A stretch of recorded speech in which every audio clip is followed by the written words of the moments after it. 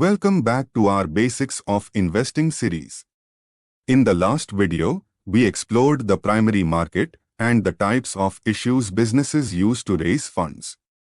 In this video, we'll take a closer look at public issues, the process of offering shares to the public, and understand the difference between initial public offering, IPO, and follow-on public offering, FPO. So, let's get started. To begin with, let's understand the term public issue. Public issue refers to the process by which a company offers its shares to the public to raise capital. Now let's dive deeper into the two main types of public issues. First, initial public offering, IPO, and second, follow-on public offering, FPO. Now that we've introduced public issues, let's explore the first type. IPO, or initial public offering. An IPO is the very first time a company offers its shares to the public. Before this, the company's shares are held privately by promoters or select investors. Once an IPO takes place, the shares become widely available for public investment. Now let's break down the two types of IPOs. First, fresh issue of shares. This is when a company issues brand new shares to raise funds. Here the company's capital increases, but the percentage ownership of existing shareholders is diluted. Next type is offer for sale, also called as OFS. Here, the company does not issue new shares.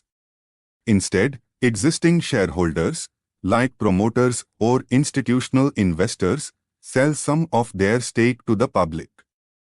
Here the capital of the company remains unchanged, as the proceeds go directly to the selling shareholders. Now that we've understood IPOs, let's move to the second type of public issue. FPO, or follow-on public offering. An FPO is used by companies that are already listed on the stock exchange and have completed an IPO in the past. Through an FPO, companies raise additional capital or restructure their finances. Here are some of the reasons why companies opt for an FPO. First, to fund growth or expansion projects. Second, to reduce debt and improve their financial structure. And last but not the least, to allow promoters to dilute their stake after the lock-in period of the IPO ends. Just like IPOs, FPOs also include fresh issue of shares where companies issue new shares to raise funds. And offer for sale, OFS, for existing shareholders sell their shares. Great. Now we've covered IPOs and FPOs, but you might wonder, what happens to these shares after the public issue? Here's the answer. Once an IPO or FPO is complete, the shares are listed on the secondary market, where they can be freely bought and sold by investors. We'll talk more about the secondary market in the next video. To sum it up, IPO and FPO are the two ways companies raise funds while giving investors a chance to become shareholders.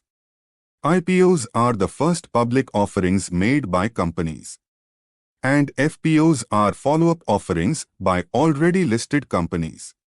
In the next video, we'll explore the secondary market, where these shares are actively traded. If you found this video helpful, don't forget to like, subscribe, and share it with others who want to learn about investing. Until next time, stay curious and keep learning.